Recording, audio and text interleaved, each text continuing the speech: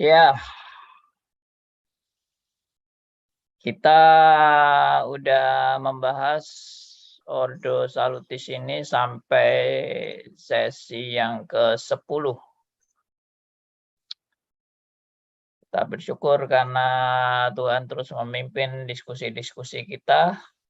Makin lama makin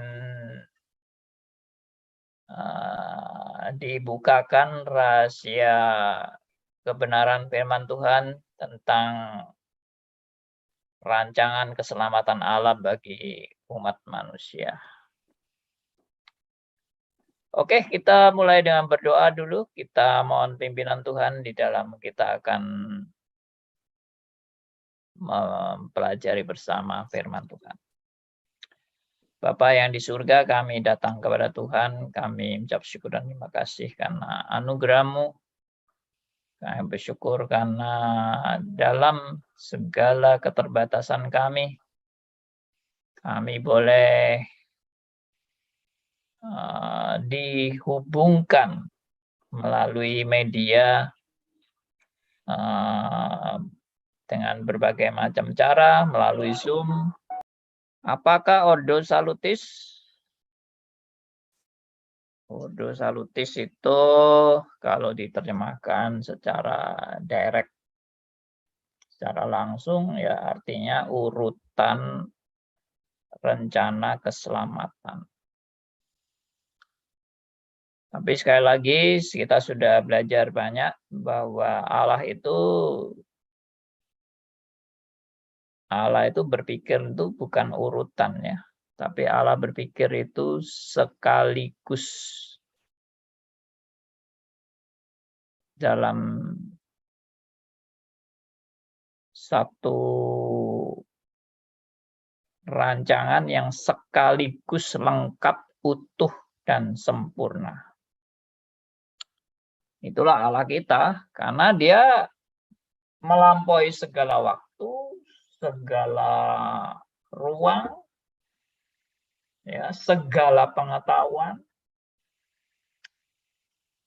Jadi Allah tidak perlu urutan-urutan, maksudnya, wah habis ini nanti apa ya, habis ini nanti apa ya. Enggak, Allah langsung dari Alfa sampai Omega, langsung dari awal sampai akhir, semuanya dalam ketetapannya, baik awal, baik pertengahan, baik akhir, semuanya sudah lengkap, utuh. Dan tidak ada yang Allah nggak tahu, tidak ada yang Allah kebobolan, tidak ada yang keliru dalam rancangannya, tidak ada yang di luar kekuasaan Allah. Jadi ini sudah dalam keputusan kehendaknya yang kekal dan sempurna. Nah, itu yang saudara dan saya nggak mungkin bisa mengerti sepenuhnya. Karena kita berpikir dalam waktu dan ruang. Allah berpikir di luar waktu dan ruang. Ya, kita berpikir dalam proses. Allah berpikir sekaligus semuanya dari awal sampai akhir. Nah, bayangkan itu bagaimana. Ya, nggak paham lah kita. Kita taunya cuma amin gitu aja. Amin bahwa cara berpikir Allah melampaui cara berpikir kita. Cara berpikir Allah sempurna, cara berpikir kita tidak sempurna. Ya. Oke, saya kira ini semua sudah kita bahas cukup panjang lebar. Baik, saya akan mulai dengan satu kebenaran-kebenaran yang akan saya sharingkan kepada Anda untuk tahapan Ordo Salutis ini ya. Kalau kita sih berpikir melalui tahapan, kita berpikir melalui proses. Kalau Allah tidak. Jadi sebetulnya Ordo Salutis ini ya urutan-urutan keselamatan itu yang terjadi dalam ruang dan waktu kita. Dalam ruang dan waktu kita, dalam perspektif secara secara dimensi saudara dan saya, bukan secara dimensi Allah. Dimensi Allah itu sudah nggak bisa dipikir itu. Ya, nggak ada prosesnya itu. Dimensi Allah itu. Oke ya.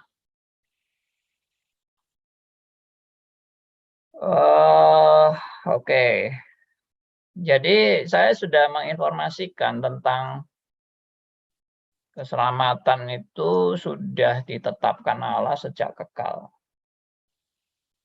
Ya, bahkan sebelum dunia dijadikan itu sudah ditetapkan Allah. Bentar, ini selalu muncul error-error.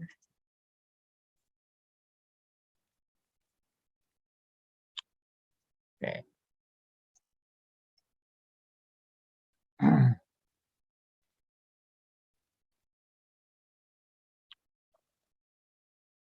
Ya, kita yang lalu sudah membahas mengenai sampai kepada bagaimana konsep tentang keselamatan sampai kepada kematian. Ya, kalau bicara keselamatan itu salah satu tahapan untuk mencapai keselamatan itu adalah melalui kematian. Kematian fisik. Ya. Itu satu tahapan yang saudara dan saya harus lalui untuk mencapai penggenapan keselamatan, harus melalui kematian. Jadi kalau saudara tidak mau mati, ya saudara tidak akan mencapai penggenapan keselamatan seutuhnya. Paham ya? Sudah saya jelaskan yang hari Senin yang lalu, sudah sangat lengkap tentang kematian itu. Bagi saudara yang belum mengikuti yang hari Senin, ya coba dengarkan supaya jelas. Ya, dan Tuhan mau menyelamatkan saudara dan saya itu bukan dalam rangka cuma supaya saudara masuk surga gitu aja. Ya, itu egois banget itu. Kalau inti keselamatan hanya saya bisa hidup enak, masuk surga senang-senang, happy-happy. Tidak ada penderitaan, tidak ada kesulitan, tidak ada kesengsaraan. Senang terus saja. Itulah surga, sukacita. Jadi kita hanya menyuburkan keegoisan kita di surga. Tidak kan?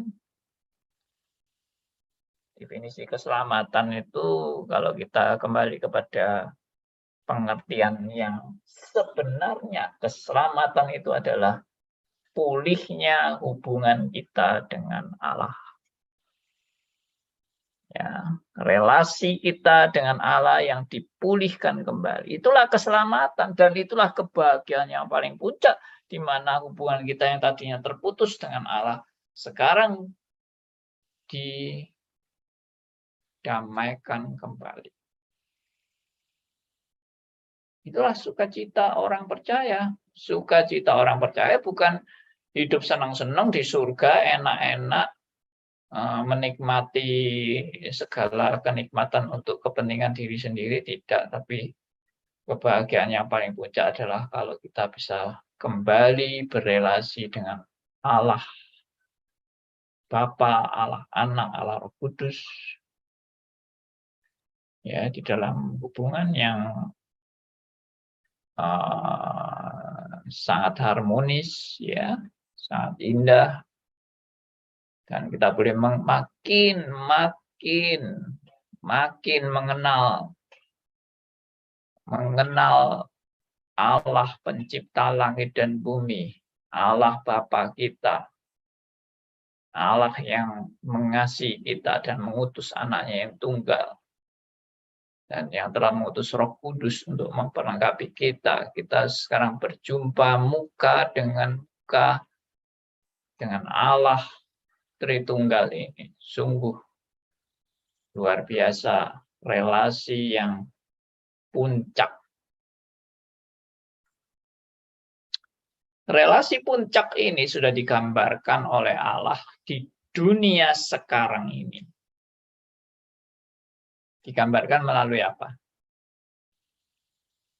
Relasi kita dengan Allah itu kan merupakan puncak, ya, puncak kebahagiaan. Itu sudah digambarkan Allah di dunia ini dengan apa?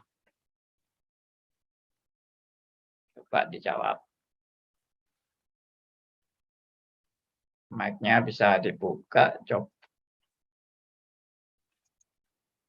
Bentar, di-style dulu mic-nya. Supaya bisa dibuka.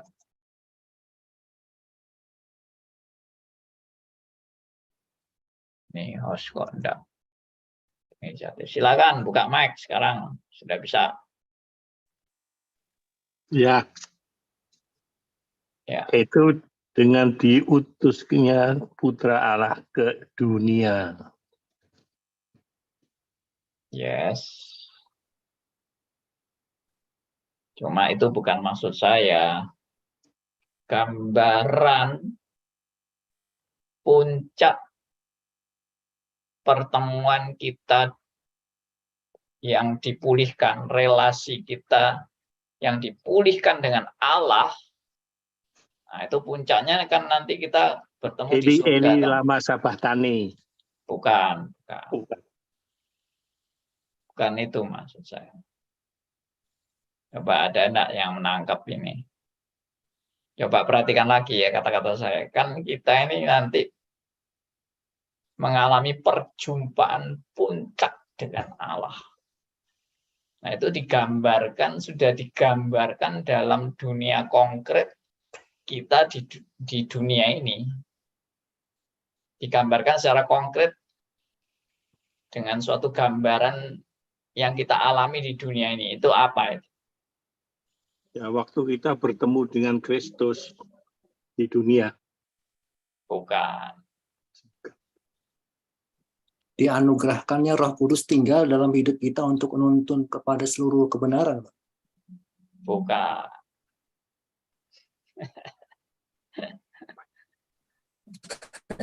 Tuhan sudah mencari kita. Tuhan sudah mencari kita. Apa? Tuhan sudah mencari kita dengan bukan. Bukan juga. Ulang Pak pertanyaannya. Wah, pertanyaannya masih perlu diulang lagi ya. Ya ulang. Justru pertanyaannya yang kurang mengerti nih Pak. Jadi tadi saya kan bilang, kita itu kan mengalami suatu puncak pertemuan dengan Allah itu waktu nanti kita mengalami perjumpaan Allah. Ya, mengalami perjumpaan dengan Allah itu yang paling puncak dan kebahagiaan yang luar biasa. Dan itu sudah digambarkan Allah dalam dunia yang konkret kita ini sekarang. Itu apa? Hah? Waktu lahir baru. Bukan. Sudah bersyukur kali kita. Apa tadi, Bu Dara, apa? Terjadi pemulihan, Pak. Pemulihan? Bukan. Ya. Apa ya, Pak? Sukacita, bersyukur. Bukan. Bukan waktu lahir baru, Pak. Bukan. Semuanya nggak lulus. Yang bisa jawab keluarga. dia beliin tiket ke Surabaya. Kita kan jadi anaknya. Apa Pak Sugianto apa? Yang bisa jawab dapat hadiah tiket ke Surabaya. Dapat tiket ke NTT. Yang ngasih tiketnya Pak Sugianto ya.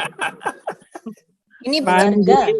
Ini Persekutuan di keluarga. Suara Bapak putus-putus, jadi saya nggak terlalu dengar, Pak. Biar dengar nggak bisa jawab. Keluarga, Pak. Saya jawab salah karena salah Keluarga, dengar. Kita merindukan firman. Ini bukan ibadah persekutuan gereja antara saudara seiman ya yang digambarkan ini. Gereja Gerejanya atau keluarga. Gereja yang hadir. Ya, Keluarga, itu Pak. agak-agak mirip tapi Hanya di chat aja, bukan. Pak. Kedatangan Kristus yang kedua kali gitu. Nah, Bukan. Sudah nyerah, Keluarga, Pak. sudah nyerah. Keluarga. Jangan nyerah, Pak. Jangan nyerah dulu. Sudah nyerah sejak kelamaan. Jangan nyerah dulu. Ya, Andi. itu memang betul itu. Andi. Ibu Willy bilang tentang kedatangan Kristus yang kedua kali, tapi itu yang tadi saya bilang kan itu sudah digambarkan dalam dunia konkret kita sekarang ini loh. Apa itu? Pak Andi, boleh Gereja. boleh saya jawab Pak Andi? Silakan Pak Sudah Markus. boleh. Nah, Sudah Pak boleh. Markus benar nih. Sudah boleh kok. Dari tadi boleh Pak. Sudah dari tadi sudah minta izin. Silakan, Saat saat kita mengikuti perjamuan kudus, Pak. Bukan. Bukan. Ibu Kuili, ayo Ibu Kuili. Pak, Bukan. gereja Sudah nyerah atau saja. keluarga. Mengalami itu Pak ya. Bukan. Mengalami apa lagi? Mengalami apa? Oh, enggak ada yang Kasih benar kali ini ya. firman. Keluarga gimana Pak? Kasih firman. Firman. Kalau keluarga Iya Siapa yang Pak, tadi kita jawab? suka cita banget dikasih firman. Nggak setiap orang. Siapa tadi yang jawab? keluarga Pak, klimaksnya ya. Keluarga ya. Hampir. Wah, hebat. rumah Hampir. Kita kan tangga, anaknya Tuhan. Tapi kurang pas. gereja. Gereja. Kurang pas. Pak, pernikahan kudus.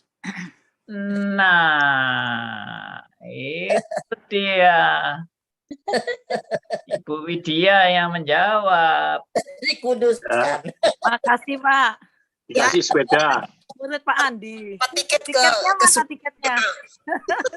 Nah, tiket. Tolong dikirim tiketnya. Ya, minta Sugianto itu, Pak Sugianto.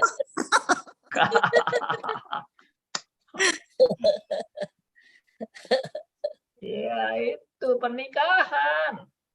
Pernikahan itu suatu simbol gambaran perjumpaan yang puncak kebahagiaan. Orang kalau menikah itu kan puncak kebahagiaan kan. Waduh, bertemu dengan pasangannya. Sekarang menikah dipersatukan. Waduh, itu puncak kebahagiaan itu. Kecuali kawin paksa loh ya. Kalau kawin paksa ya lain lagi itu. Coba ini lihat ini ya.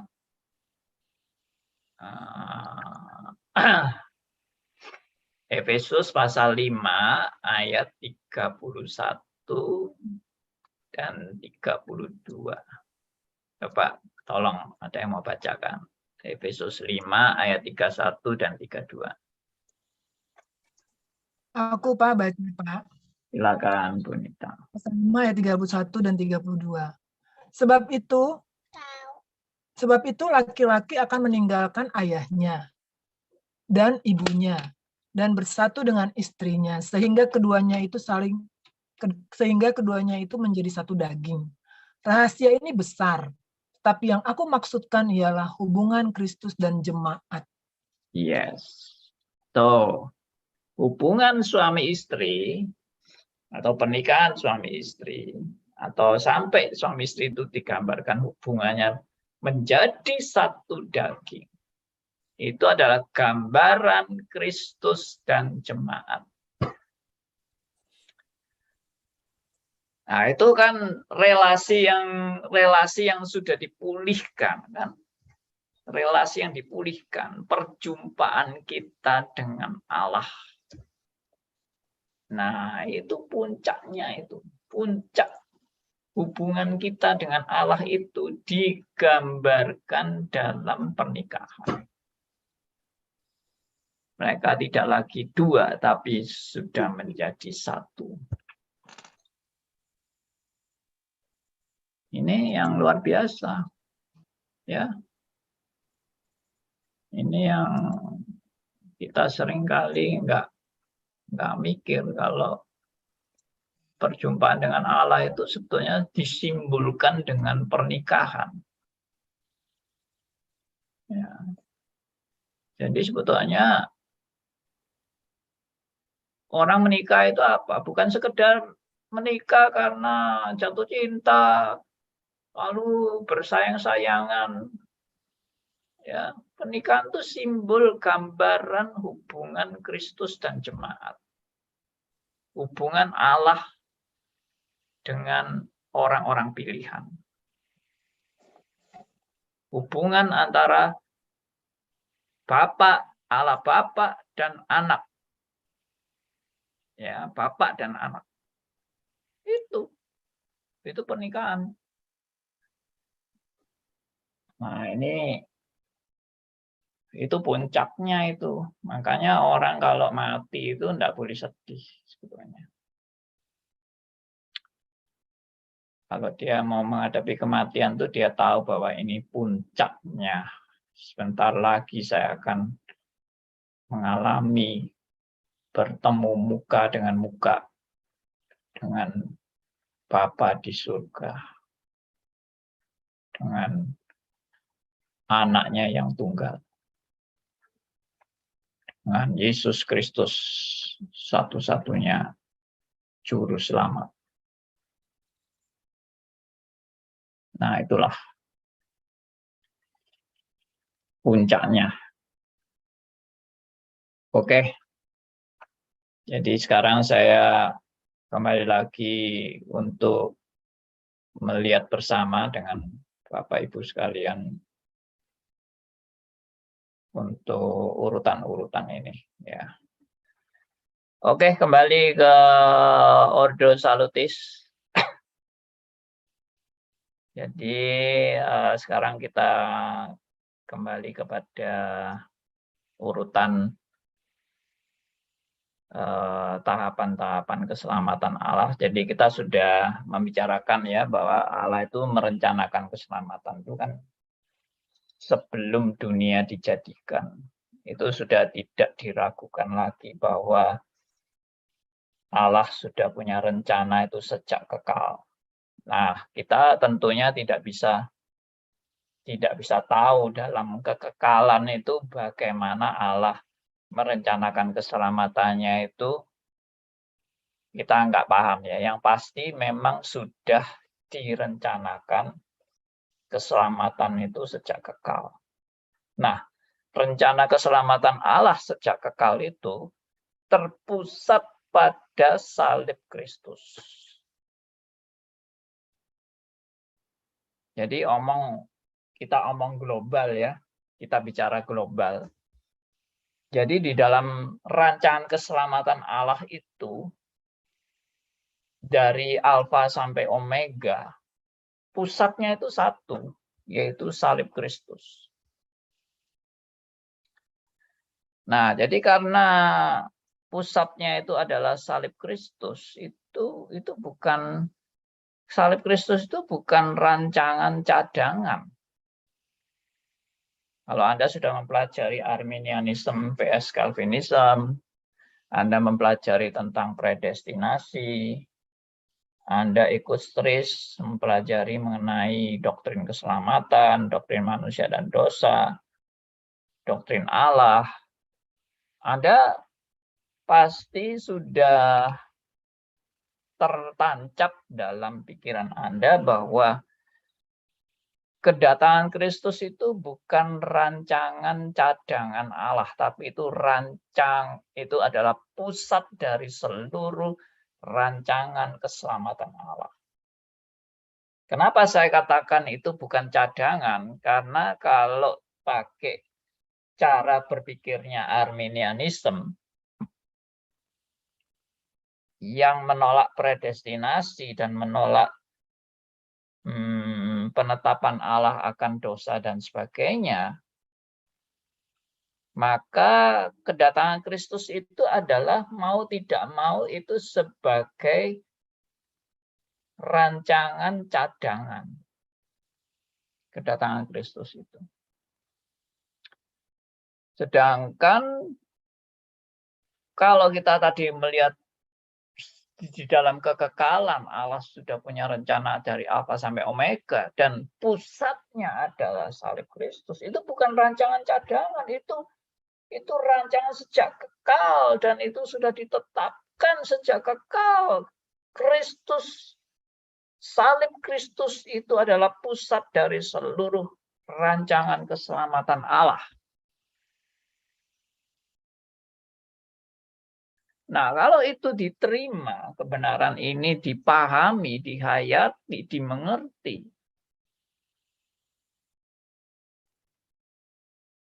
Anda akan terjawab semua kesulitan-kesulitan itu. Kesulitan double predestinasi, kesulitan penetapan Allah akan dosa, kesulitan terjadinya gandum dan lalang, pengertian gandum dan lalang, pengertian domba dan kambing, pengertian kenapa terjadinya kejahatan di dunia ini. Ya. Kenapa bisa muncul kejahatan di tengah-tengah rencana Allah yang demikian baik awalnya.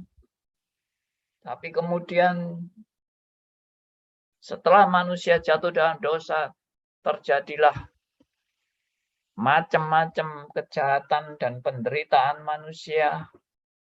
Kenapa? Ya. Nah, itu jawabannya karena satu hal saja.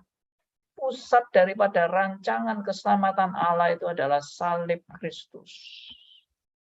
Dan salib itu pun sudah melambangkan penderitaan. Jadi Tuhan tidak pernah punya rencana di dalam awal penciptaannya itu. Di dalam memulai penciptaan Tuhan tidak pernah punya rencana bahwa penderitaan itu tidak masuk dalam rancangan Allah. Karena ada yang berpendapat bahwa Allah itu menginginkan, pada awalnya Allah itu menginginkan manusia itu tanpa penderitaan. Manusia itu hidup dengan sukacita, dengan damai, dengan senang, bahagia, tidak ada penderitaan, tidak ada kesusahan, tidak ada kejahatan, tidak ada sakit penyakit, tidak ada musibah, tidak ada malapetaka. Ya, Allah merancangkan semua mula-mulanya itu dengan seluruh kebahagiaan.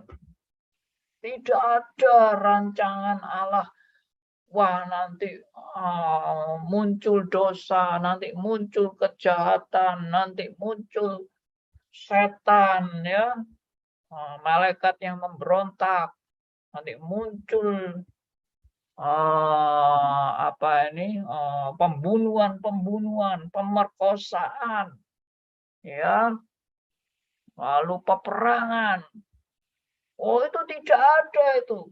Dalam konsep Allah itu tidak ada. Semua itu bersih, suci, sempurna. Ya, sama sekali tidak akan terjadi kejahatan.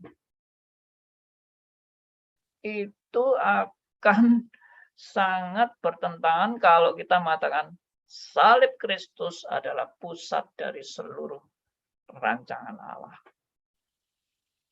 Sekali lagi saya katakan, karena apa? Salib itu pun sudah menunjukkan lambang penderitaan dan adanya unsur-unsur kejahatan di dalam terjadinya salib. Dan memang kenyataannya demikian. Kristus waktu disalib itu terjadi kejahatan yang luar biasa.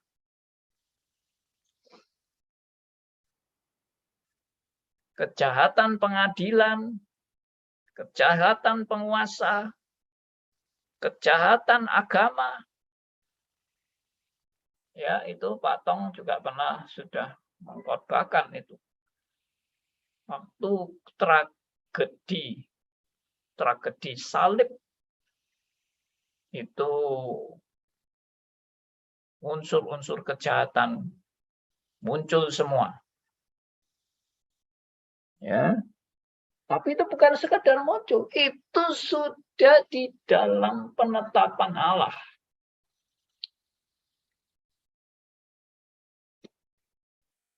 Dengan demikian, ya dari seluruh penjelasan saya tadi, maka kesimpulannya selalu sinkron dengan ajaran reform, yaitu apa? Yaitu manusia berdosa itu sudah di dalam penetapan Allah.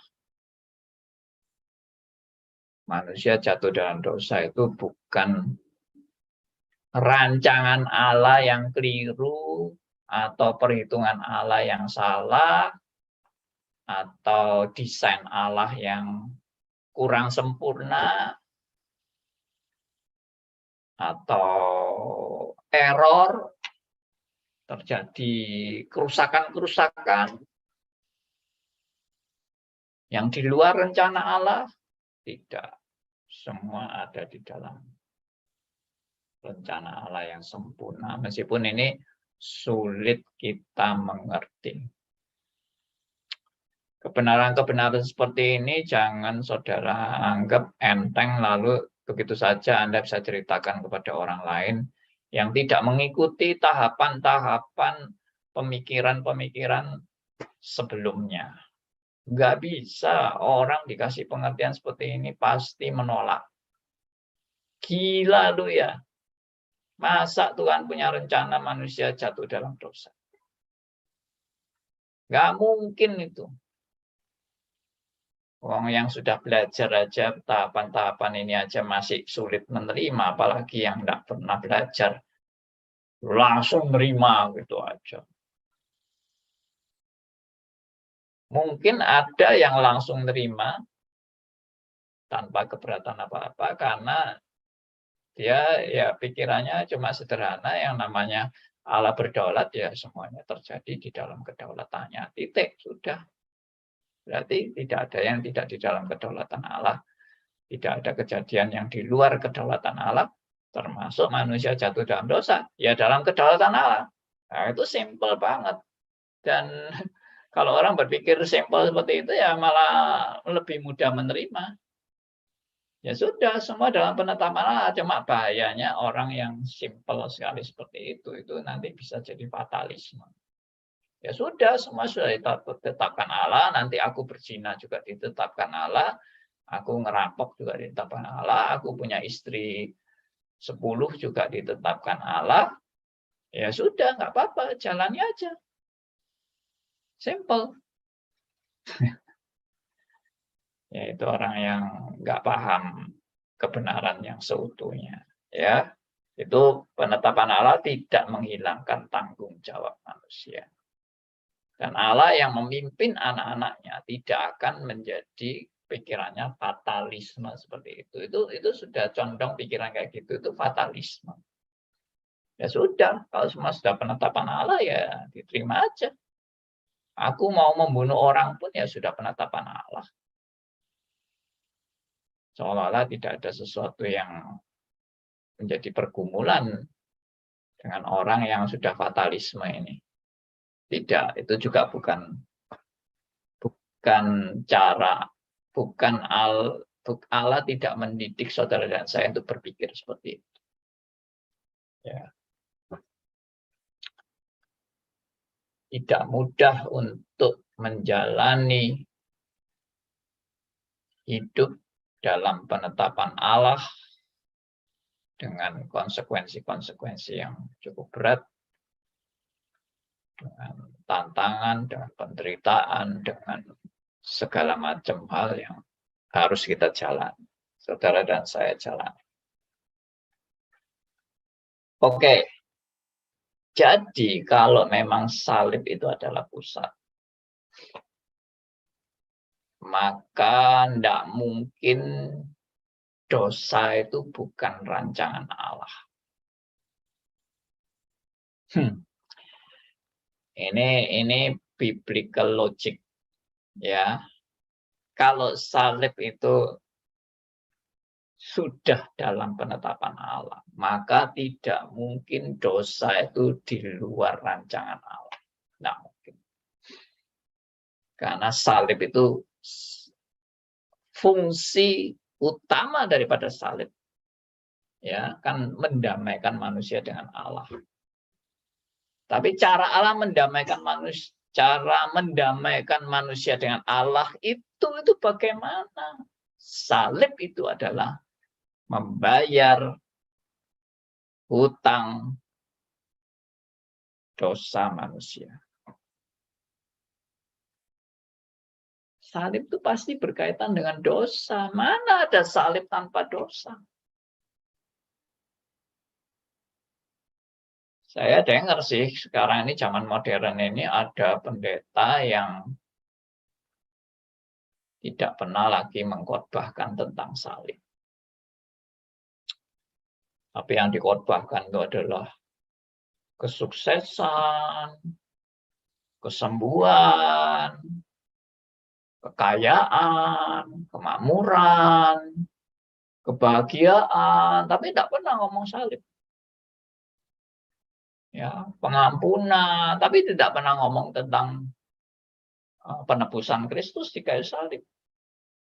Allah itu Maha Kasih, Maha Penyayang. Ya. Tapi tidak pernah ngomong tentang dosa. Tidak pernah ngomong tentang pertobatan. Ngomongnya ya hal-hal etika aja lah. Bagaimana suami mengasihi istri, bagaimana istri mengasihi suami, bagaimana orang tua mengasihi anak-anaknya, bagaimana anak-anaknya mengasihi orang tuanya, bagaimana kita juga menjaga hubungan dengan sesama, untuk tidak membeda-bedakan etnis, tidak membedakan kaya dan miskin, ya, bagaimana kita memperhatikan orang-orang yang terlantar. Ya sudah, itu aja. Khotbahnya itu tidak ada salib. Tidak bisa.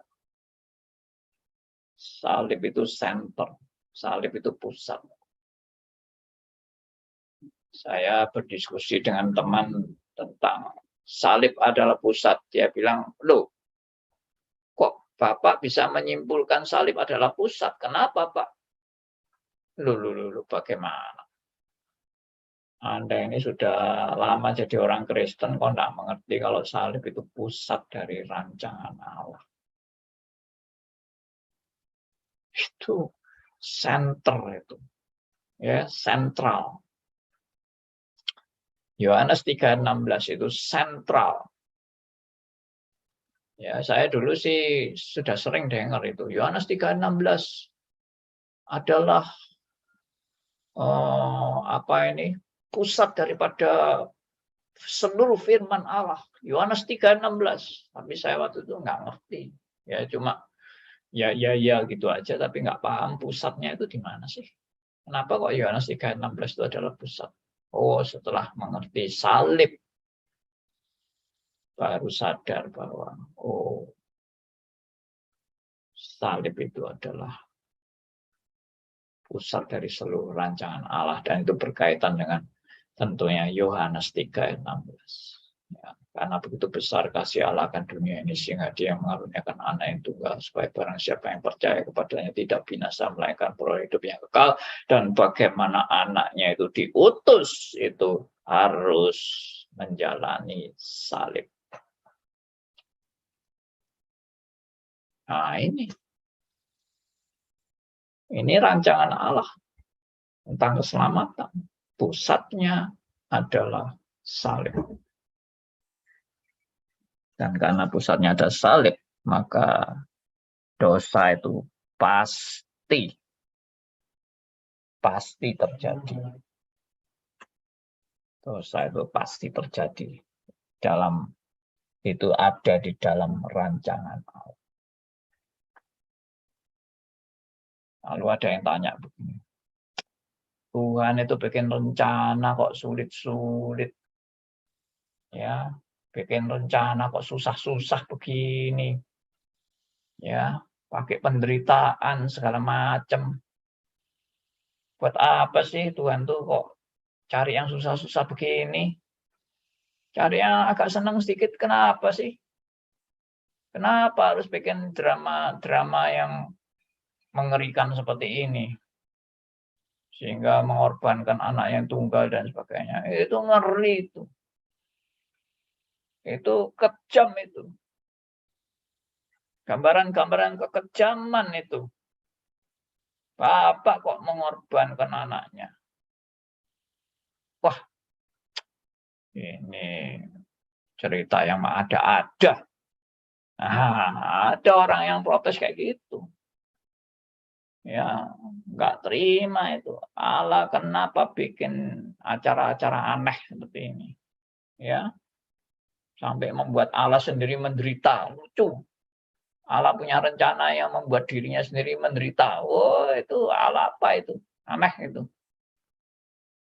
Nah, itu.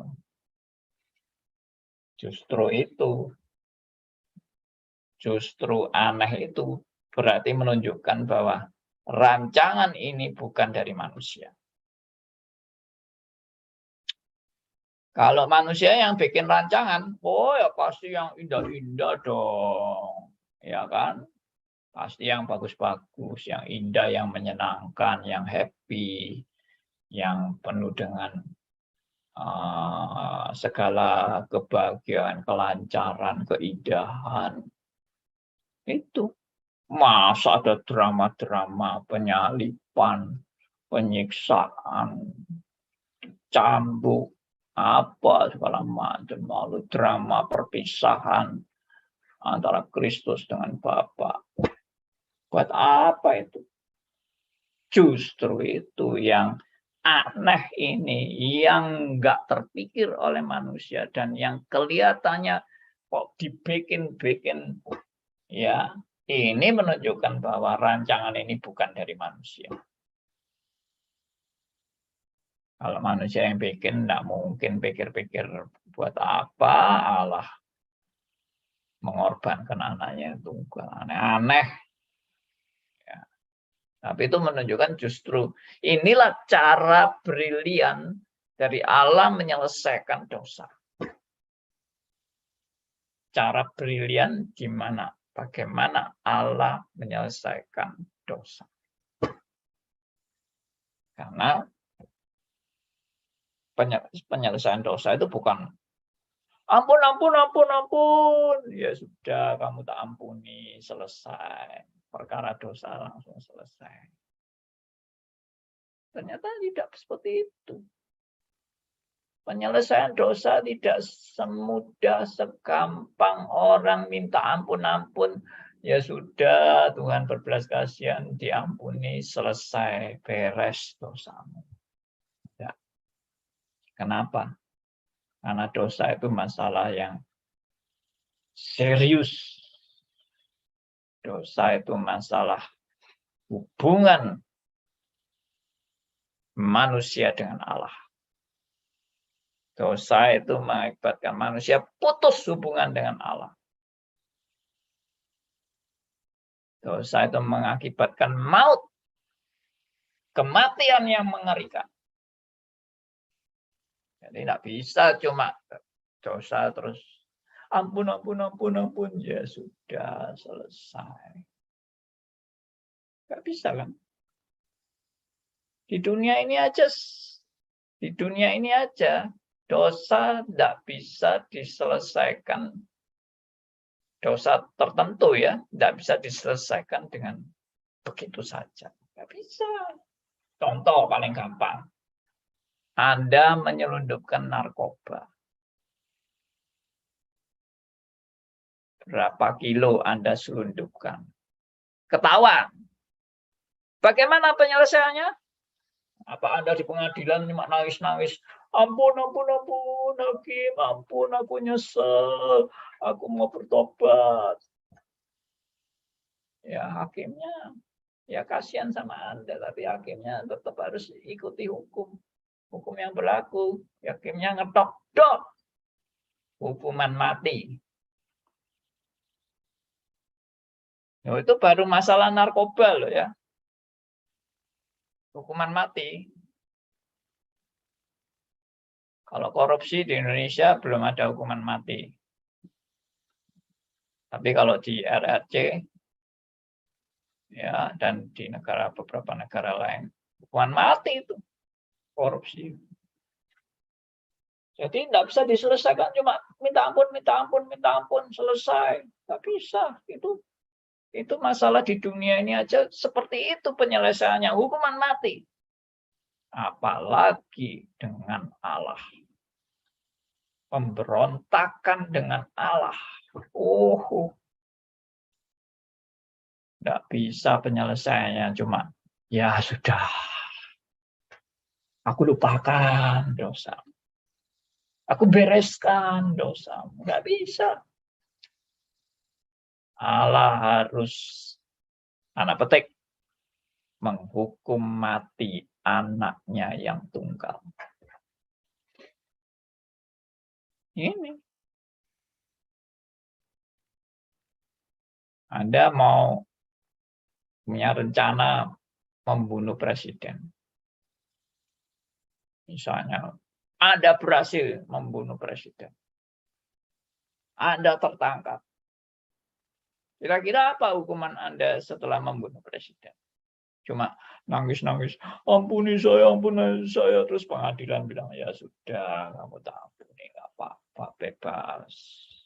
Keluar dari penjara. Gitu. Nggak mungkin. Ya, itu dosa yang di ukuran dunia, membunuh presiden atau membunuh raja itu dosa paling besar.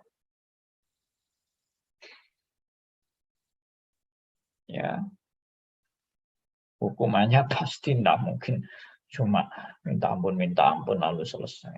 Enggak mungkin. Hukuman mati sudah pasti itu. Demikian juga kita melawan Allah, memberontak dari Allah. Tidak sesimpel lalu sudah diampuni selesai. Nah, ini mungkin ilustrasi ini contoh yang baik untuk Anda kalau ada orang yang nyengkel tadi, ya kan? Kenapa sih Allahmu itu kok penyelesaian dosa kok begitu amat rumit, begitu susah menyelesaikan dosa, sampai harus mengutus anaknya tunggal supaya mengalami hukuman mati. Kenapa susah begitu? Nah, kita kasih ilustrasi tadi dunia itu. Anda menyelundupkan narkoba. Kenapa Anda cukup menyelesaikan masalah narkoba kan? Bagaimana penyelesaiannya dengan pelanggaran Anda ini? Ya cukup minta ampun sama hakim, selesai. Beres. Simple loh. Nggak usah rumit-rumit, nggak usah bikin hukum yang rumit-rumit. Bikin aja sesimpel mungkin. Pokoknya kamu minta maaf, berarti selesai. Enggak. Nggak bisa selesai. Apalagi sama Allah. Pemberontakanmu sama Allah. Oke. Saya harap ini jelas. Pusatnya adalah salib Kristus. Dan itu sudah terkandung di dalamnya akan terjadinya dosa. Karena kalau tidak terjadi dosa, salib itu mau buat apa? Kalau pusat daripada seluruh rancangan Allah adalah salib, lalu akhirnya manusia tidak jatuh dalam dosa. Lah buat apa salib itu? Kristus akhirnya disalib, tapi manusia tidak jatuh dalam dosa. Ya konyol banget kalau seperti itu. Oke. Sudah ya. Jadi ini semua rancangan Allah. Nah, di dalam rancangan Allah, rancangan keselamatannya itu Allah juga sudah menetapkan orang-orang pilihannya yang akan diselamatkan sejak kekal. Ya, saudara dan saya itu sudah ditetapkan sebagai orang-orang pilihan, sebagai anak-anak Allah yang ditetapkan untuk selamat, itu sudah ditetapkan sejak kekal, bahkan dikatakan sebelum dunia dijadikan, sudah ditetapkan keselamatan orang-orang pilihannya.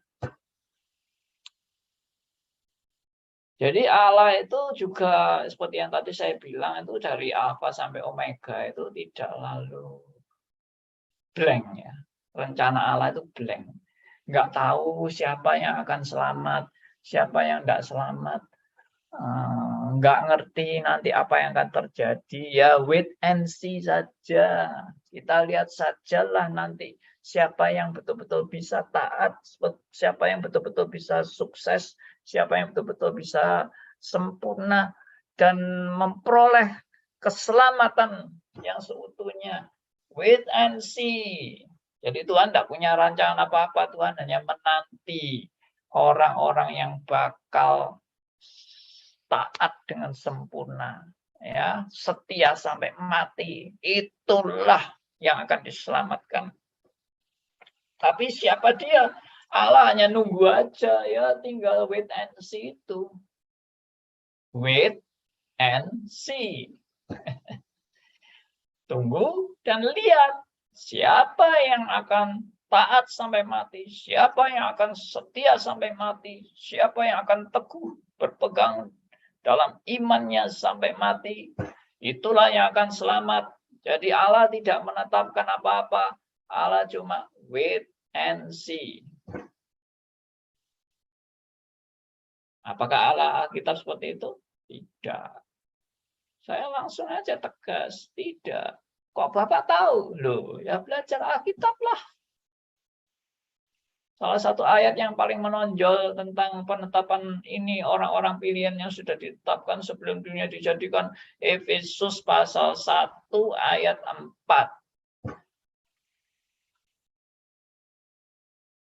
Kalau mau dibaca lengkap sampai ayat 13. Efesus 1 ayat 4 sampai 13. Dibaca lengkap. Anda baru tahu rancangan Allah itu sejak kekal. Dan semua sudah di dalam penetapan Allah yang sempurna. Ya, cobalah kita baca aja ya Efesus, supaya kita tidak cuma bahas-bahas gini tapi tidak pernah baca ayat. Kita coba buka firman Tuhan. Efesus pasal 1 ayat 4 sampai 13. Pasal 1 ayat 4 sampai 13. Ada yang mau bacakan? Silakan.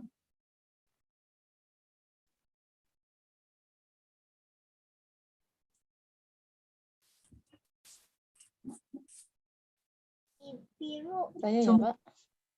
Silakan, Bu Leni. Efesus pasal 1 ayat 4. Sebab di dalam Dia Allah telah memilih kita sebelum dunia dijadikan, supaya kita kudus dan tak bercacat di hadapan-Nya.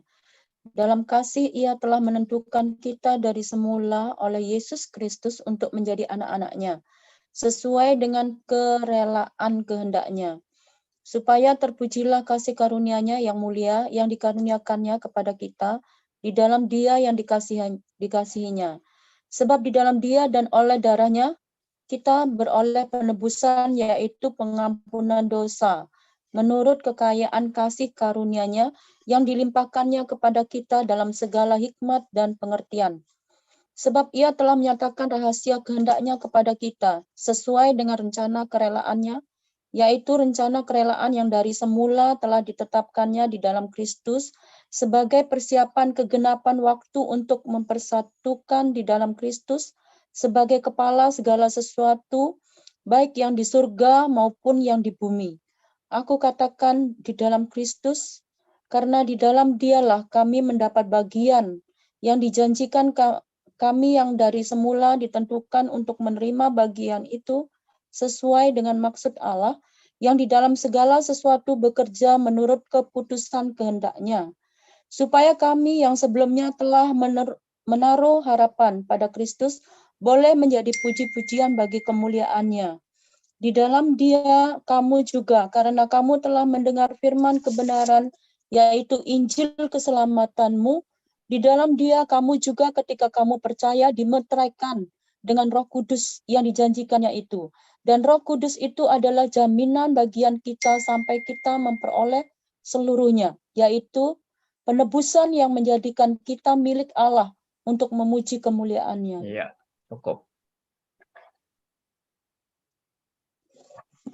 Wah, ini Anda kalau membaca berulang-ulang ya, Efesus 1 ayat 4 sampai ayat 14 ini, Anda akan mendapat kekayaan hikmat Allah yang dinyatakan di sini itu luar biasa sekali. Rahasia rancangan Allah sejak kekal dinyatakan dalam Efesus pasal 1 ayat 4 sampai ayat 14. Kalau mau diuraikan satu-satu, wah panjang. Tapi saya hanya mau kutip beberapa saja. Seperti di ayat 4 tadi. 4 dan 5 ya. Sebab di dalam Dia Allah telah memilih kita sebelum dunia dijadikan. Nah, perhatikan, Allah telah memilih kita sebelum dunia dijadikan. Kita itu siapa? Kita itu jemaat. Orang-orang pilihan Allah. Kita itu. Gerejanya. Ya, gereja itu kan orang-orang pilihan Allah. Nah, itu. Dipilih kapan? Sebelum dunia dijadikan. Sudah dipilih. Sudah ditetapkan.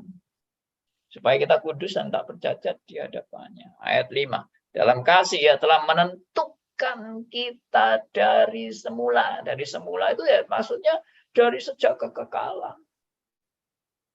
Ya, Ia telah menentukan kita dari semula oleh Yesus Kristus untuk menjadi anak-anaknya sesuai dengan kerelaan kehendak-Nya. Perhatikan, sesuai dengan kerelaan kehendak-Nya, bukan sesuai dengan perbuatan-perbuatanmu, tidak, sesuai dengan kerelaan kehendak-Nya. Ya sudah, saya berhenti sampai di sini. Kalau saya teruskan nanti diuraikan terus panjang lebar. Ini butuh 1 jam lagi. Ya, ini sudah jam 9 kurang 1/4. Saya stop sampai di sini.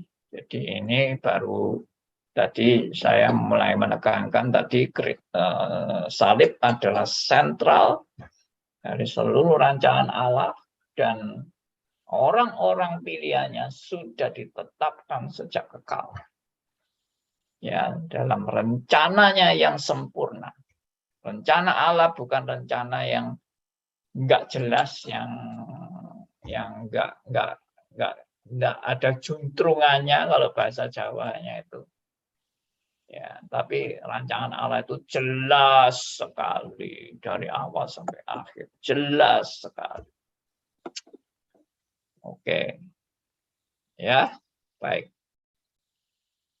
Kita saat ini ada nanya jawab kalau ada teman-teman yang mau berkomentar atau bertanya atau menanggapi atau mau sharing, silakan. Saya beri kesempatan kepada Anda semua. Oke. Silakan. Saling tunggu nih. Kok sepi kayak kuburan gitu. Pak Andi. Silakan Pak Kegi. Saya pernah dengar ada orang istrinya 2, tapi di dalam Kristus tahu-tahu meninggal. Waktu mau meninggal dia mengatakan, apakah aku ini berkenan di hadapan Tuhan? Kalau menurut saya berkenan, Pak, karena sudah percaya Yesus saja. Pasti diselamatkan. Kalau ragu-ragu, ya tidak berkenan. Itu aja yang saya. Iya, suaranya kok serak-serak gitu, Pak. Iya, lagi panas dalam, Wah. Harus itu, Pak. Minum vitamin C. Iya, saya titir sudah 4-5 hari ini. Karena mungkin kena antibiotik. Kalau antibiotik kan mesti kan lebih bagus. Iya. Tapi sudah enggak greget. Pak Oke, Keki jadi tadi Oh, sharingnya Pak Kegi, ada temennya yang punya 2 istri, lalu mau mati, tanya aku ini selamat apa enggak. Ya tergantung dia orang yang sudah lahir baru bertobat apa enggak. Kalau ditanya, apakah aku ini berkenan kepada Allah? Siapa yang mati dalam keadaan berkenan kepada Allah? Ya, kita semua ini orang berdosa yang tidak layak. Ya, kita semua ini orang berdosa yang pantas dihukum oleh Allah. Ya, jadi enggak perlu tanya saya ini layak apa enggak. Ya, pasti enggak layak lah. Kita ini bukan layak, kita ini dilayakkan karena karya Kristus di kayu salib. Oke, bukan berarti lalu, bisa dosa-dosa, enggak apa-apa. Toh kita ini tetap tidak layak. Hati-hati loh ya, saya tidak pernah mengajarkan kita silakan berdosa saja. Toh kita semua juga sama-sama orang yang enggak layak. Tidak, saya tidak pernah mengajarkan seperti itu. Ya, oke. Silakan, tadi ada yang mau bicara. Pak Andi, tadi Pak Keki mau nanya, kalau sudah kawin, cerai, gimana dengan tadi pernikahan kudus tadi Pak, yang melambangkan hubungan yang puncak dari ini? Kemuliaan Kristus memang tadi. di dunia itu enggak ada yang ideal. Pernikahan itu sendiri gambaran hubungan antara Kristus dan jemaat. Tapi apakah pernikahan di dunia ini adalah pernikahan yang sempurna, benar-benar kasihnya sempurna, ya perfect, tidak ada cacat, tidak ada celah, ya enggak. Pernikahan kita sudah pernikahan yang penuh dengan dosa, pernikahan yang bercacat, kasih yang bercacat, kasih yang egois. Ya itu yang harus diperbarui terus-menerus. Jadi tidak ada yang sempurna. Pernikahan di dunia ini tidak ada yang sempurna. Bagi saya omong kosong lah kalau ada orang yang merasa, pernikahannya itu tidak ada kelemahan, tidak ada kekurangan. Kasih kita ini kasih yang sempurna, omong kosong. Kita semua sedang belajar menyangkal diri, belajar untuk menguburkan keegoisan kita. Tidak ada orang yang tidak punya egois. Ya, semua orang tuh punya egois. Demikian juga misalnya contoh kekuasaan yang berdaulat. Kekuasaan Allah yang maha berdaulat itu juga disimbolkan di dalam di dalam keadaan-keadaan konkret yang ada di dunia ini. Kekuasaan Allah yang maha berdaulat itu digambarkan dengan apa? Tahu? Pasti tahu dong. Ada yang mau jawab? gambaran kekuasaan Allah yang maha berdaulat itu digambarkan secara konkret di dunia ini dengan gambaran apa? Pemerintahan, Pak. Pemerintahan. Dan terutama raja. Raja itu memiliki kekuasaan yang ini zaman dulu loh ya, bukan kerajaan Inggris sekarang. Ya. Raja zaman dulu kekuasaannya berdaulat tak terbatas boleh dikatakan. Tapi itu sebetulnya itu mau gambaran apa? Itu gambaran Allah yang punya kedaulatan yang tak terbatas itu hanya Allah. Tapi raja banyak yang mau jadi seperti Allah. Ya itu nanti kena batunya. Sudah. Adakah raja yang sempurna? Yang betul-betul sama seperti Allah? Ya tidak ada. Tidak ada. Semua raja Israel sesempurna-sempurnanya tetap bercacat. Itu Alkitab yang memaparkan. Demikian juga pernikahan. Adakah pernikahan yang sempurna? Tidak bercacat? Ngomong kosong. Saya beberapa kali mendengarkan beberapa orang yang ditinggal pasangannya. Dan dia sharing, duh suami saya ini orangnya baik sekali. Dia itu tidak pernah marah satu kali pun kepada saya. Tidak pernah marah. Dia ini orangnya baik.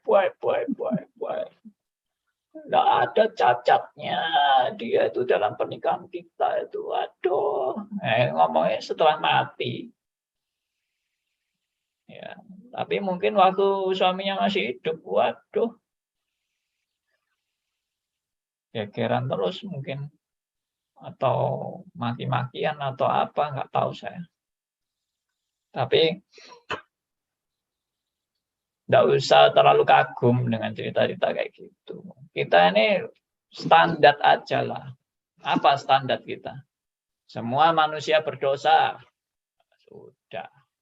Tidak ada seorang pun yang baik. Sudah. Itu standar kita. Jadi jangan terkecoh dengan simbol-simbol yang kelihatannya betul-betul menggambarkan kesempurnaan. Itu hanya simbol. Yang sempurna itu hanya Allah, bukan manusia yang sempurna. Suami istri simbol hubungan antara Kristus dan jemaat. Yaitu simbol kan. Suami istri sendiri itu banyak kekurangan. Raja yang berkuasa itu simbol Allah yang berdaulat, berkuasa atas segala sesuatu. Tapi adakah raja yang benar-benar sempurna sama seperti Allah? Ya tidak. Ya. Apalagi pemerintah. Ya, pemerintah sekarang Jokowi, kita bersyukurlah Jokowi boleh dikata presiden yang terbaik dari semua presiden yang ada di Indonesia. Tapi apakah Pak Jokowi tidak ada kelemahan, tidak ada kekurangan? Kekuasaannya betul-betul sempurna, perfect. Tidak ada sesuatu yang titik lemah dan sebagainya. Adalah namanya manusia kok tidak ada kelemahan. Ya, itu pikiran basic kita. Oke. Siapa lagi tadi mau tanya? Mau bicara? Pak Geki. Ya. Iya, saya setiap jalan pagi ada satu janda orang karismatik. Kalau saya nggak boleh nikah lagi sama satu laki orang Mawar Saron. Wah, kok Geki nggak boleh nikah lagi, nggak berkenan. Saya bilang kenapa tidak berkenan? Iman menyelamatkan, bukan perbuatan baik. Saya gitu kan aja.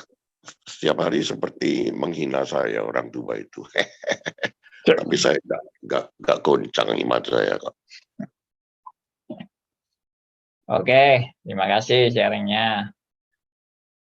Pak Aryo tadi kelihatannya mau ngomong ya. Tahu Pak Aryo kok off kamera.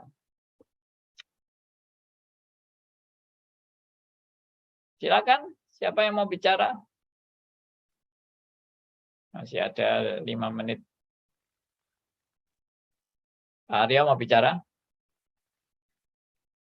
Mic-nya belum dibuka. Enggak, Pak, enggak bicara. Oke. Sudah ngerti semua. Sip. Mantap. Ada lagi? Jangan sungkan-sungkan. Nanti menyesal. Tidak bertanya sesat di jalan. Andi. Ya, Pak Markus. Kalau saya lihat kok ada kemiripannya ya antara Allah menciptakan Hawa itu kan diambil dari bagian dari Adam, iya, bagian dari Adam. Sedangkan Firman itu juga keluar dari Allah. Jadi dua ini kok mirip-mirip ya Pak ya. Manusia diciptakan menurut gambaran Allah ya. Maksudnya betul. Gimana? Saya nggak mengerti maksudnya Pak Markus. Ya, Hawa itu kan bagian dari Adam. Dicipta bagian dari Adam. Sedangkan firman Allah itu kan juga keluar dari Allah loh, firman Allah itu. Jadi kok ada kemiripannya ya. Firman keluar dari Allah itu maksudnya apa, Pak? Firman keluar dari Allah itu. Ya, Yesus kan saat Allah berfirman itu kan keluar dari Allah, atau mulut Allah jadilah terang. Nah, ini ada kekeliruan, Pak. Ya. Kalau Yesus itu firman yang keluar dari mulut Allah, itu nggak benar, Pak. Kristus itu Kristus tidak sama dengan kata-kata Allah. Nah, ini mesti Pak Markus belajar Allah Tritunggal ya. Kristus ya Allah. Kristus itu bukan kata-kata Allah. Kristus itu adalah Allah pribadi yang kedua. Tapi kenapa disebut firman? Wah, penjelasannya panjang, Pak. Penjelasannya panjang. Jadi begini, yang dimaksud firman di Yohanes 1 ayat 1 pada mulanya adalah firman. Firman ini jangan dimengerti sebagai kata-kata yang keluar dari mulut Allah. Bukan, firman ini menunjuk kepada pribadi Kristus. Nah, kalau ditanya kenapa kok diterjemahkan firman, karena itu asal katanya kan logos. Nah, kenapa kok diterjemahkan firman? Karena Kristus adalah penggenap firman Allah. Tapi Kristus itu tidak sama dengan kata-kata Allah yang keluar dari mulut Allah. Bukan. Tapi Kristus adalah penggenap firman Allah itu yes. Penggenap janji Allah itu yes. Tapi Kristus tidak sama dengan kata-kata Allah. Kristus adalah pribadi yang sudah ada sejak kekal. Ya, demikian Pak Markus. Ya. Oh gitu. Ya. Semoga nanti bisa mengikuti itu Allah Tritunggal ya. Iya. Oke. Ya, terima kasih Pak penjelasannya. Terima kasih. Oke, ini sudah jam 9 kurang 1 menit. Jadi kalau tidak ada lagi ya kita sampai di sini. Kita sudah belajar rancangan Allah sejak kekal ya, dan terpusat pada salib Kristus. Itu juga John Piper waktu saya putarkan videonya ya, John Piper juga bilang di dalam kita memikirkan segala sesuatu yang sudah ditetapkan Allah termasuk dosa. Kita harus lihat senternya semua ada pada salib Kristus. Ya, karya yang agung dan luar biasa dalam menyelesaikan pemahaman akan penetapan Allah yang berdaulat atas segala sesuatu.